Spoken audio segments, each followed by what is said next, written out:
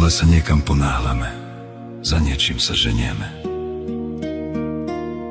A to najdôležitejšie odkladáme na zajtra. Hneváme sa pre maličkosti, staviame múry z hlúpej hrdosti a dokazujeme pravdu tým, ktorých najviac milujeme. Ale život je krátky, taký krehký. A v jednej chvíli to zajtra už nemusí prísť. Pane, dnes neprosím za seba, prosím za tých, ktorých milujem. Pane, chráň ich.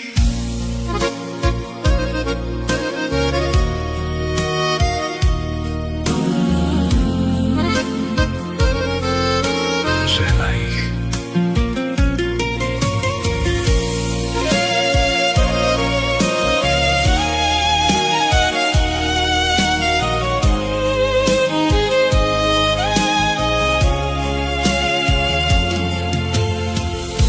Keď v tichu hľadám svetlo, svet je mi tak cudzí.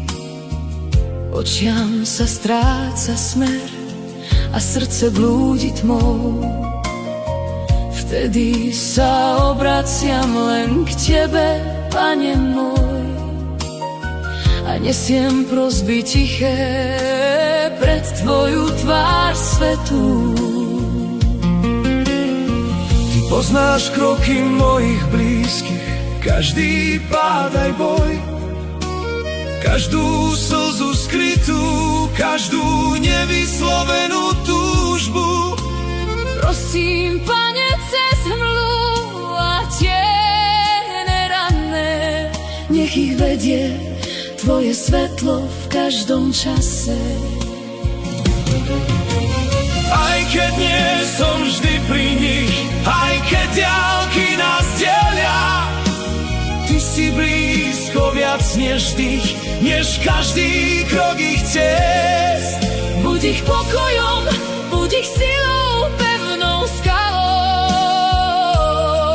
Dnes aj zajtra, kamkoľvek ich budeš viesť. Chráň, Bože, mojich dráh,